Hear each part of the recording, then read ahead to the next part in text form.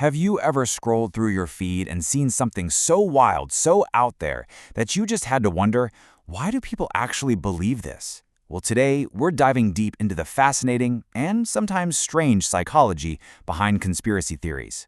Let's get right into it. It really all boils down to one huge question, right? Why do we, as humans, sometimes latch onto ideas that just aren't backed up by facts? What is it about our brains that makes us so open to these really powerful and often untrue stories? And look, this isn't some niche topic we're talking about. Social psychologist Elise Wang puts it pretty bluntly. She calls it a crisis. Belief in conspiracy theories has gone mainstream, which makes understanding the why behind it more critical than ever. Yeah, and this stuff isn't harmless. We're talking about very real-world consequences. These beliefs have been connected to actual violence, they help spread dangerous health myths, they pour fuel on the fire of climate change denial, and maybe most importantly, they chip away at our trust in major institutions like science and even democracy itself.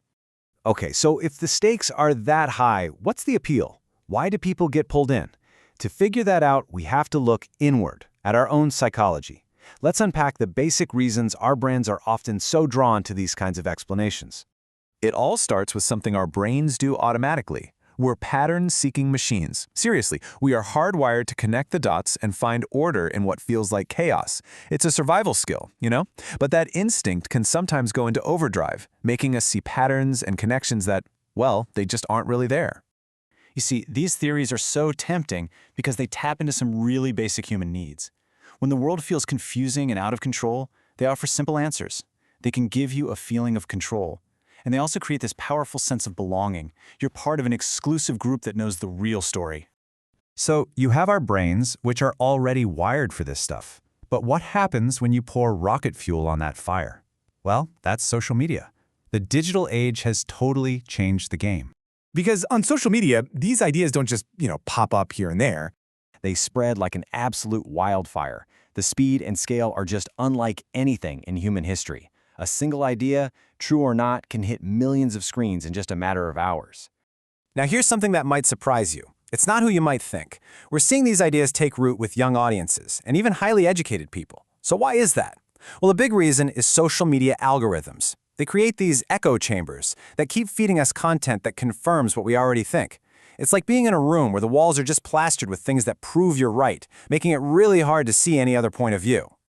This chart really lays it all out, doesn't it? Historically, a myth would spread slowly, from person to person. Now, it's instant and global. Back then, evidence was a story someone told you. Today, it's a slickly edited video or a viral meme. And that reinforcement used to happen in small groups. Now it happens in massive online communities, all powered by algorithms that keep everyone locked in. Okay, I know this can all sound pretty bleak, but here's the good news. We are absolutely not powerless here. So for this last part, let's talk about solutions. Let's arm ourselves with some tools for healthy skepticism and critical thinking. Here's a super simple 4-step framework you can use. First, and this is the most important one, just pause. That initial emotional hit, the shock, the anger, that's what algorithms feed on. So before you react or share, just take a breath. Second, check the source. Is this a real news outlet or a random blog you've never heard of? Third, look for evidence. Can you find other, reliable sources reporting the same thing? If not, that's a huge red flag. And finally, question the motive. Ask yourself, who actually benefits if I believe and share this? It's a simple checklist, but it's incredibly powerful. So, at the end of the day, it comes down to this. Our brains are wired for stories, and we live in a digital world that's constantly feeding us stories designed to hook our emotions. The big question we all have to ask ourselves is, in this endless flood of information, how are you going to find what's actually true?